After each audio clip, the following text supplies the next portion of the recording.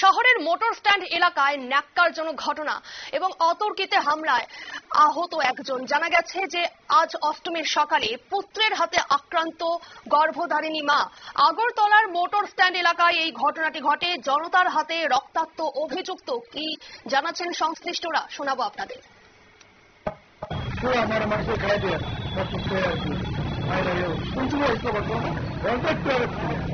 খবর পাইছেন খবর দিচ্ছে খবর দিচ্ছে না কি করে পরিচয় দিচ্ছে জানা গেছে না না পর্যন্ত খারাপ লাগে ঠিক আছে। আপনারা শুনলেন সংশ্লিষ্টের পক্ষ থেকে বক্তব্য।